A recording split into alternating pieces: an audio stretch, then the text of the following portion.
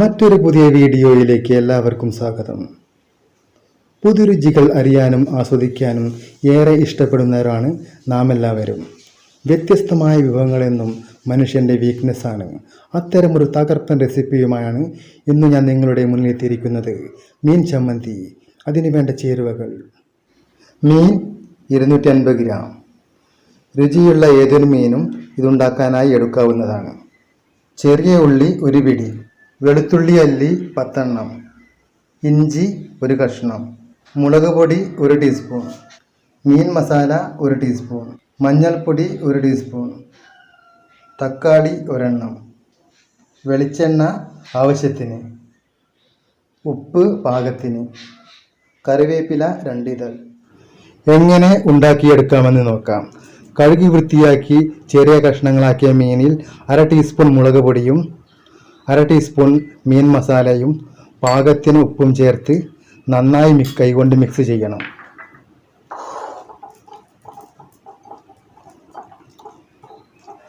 മീൻ കഷ്ണങ്ങളിൽ എല്ലാ ചേരുവകളും ഒരുപോലെ പിടിക്കണം. അതങ്ങനെ 10 മിനിറ്റോളം വെക്കണം. സമയമായാൽ മീൻ ഫ്രൈ ചെയ്തെടുക്കാനുള്ള പാത്രം അടുപ്പിൽ വയ്ക്കുക. ചട്ടി ചൂടായ ശേഷം ആവശ്യത്തിന് വെളിച്ചെണ്ണ ഒഴിച്ചു കൊടുക്കുക. എണ്ണ ചൂടാകുമ്പോൾ മീൻ കഷണങ്ങൾ ഓരോന്നായി ചട്ടിയിലേക്ക് ഇട്ട് കൊടുക്കുക.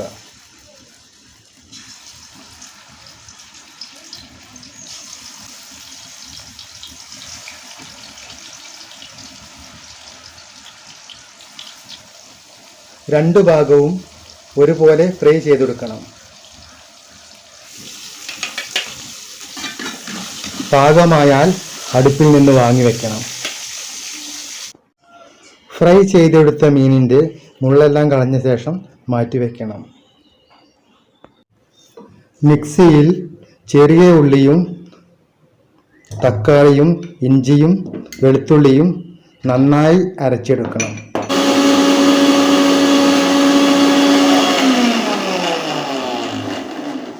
മറ്റൊരു പാത്രം അടുപ്പിൽ വയ്ക്കുക. ചട്ടി ചൂടായ ശേഷം ആവശ്യത്തിന് എണ്ണ ഒഴിച്ചു കൊടുക്കുക. ചൂടായ എണ്ണയിലേക്ക് മിക്സിയിൽ നന്നായി അരച്ചെടുത്ത ചേരുവയെല്ലാം ചേർക്കുക.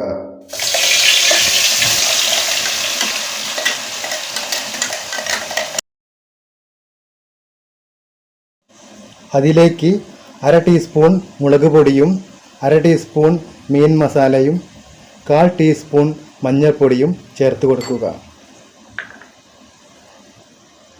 അല്പം ഉപ്പും ചേർത്ത് കൊടുക്കുക. നന്നായി ചട്ടയും കൊണ്ട് മിക്സ് ചെയ്യണം. 2 മിനിറ്റോളം സമയമെടുക്കും അതെല്ലാം പാകമായി വരാൻ. അതുവരെ ഇടയ്ക്കിടയ്ക്ക് ഇളക്കി കൊടുക്കുക. അതിലേക്ക് ഫ്രൈ ചെയ്തെടുത്ത് മുള്ളെല്ലാം കളഞ്ഞ മീൻ ചേർത്ത് കൊടുക്കുക.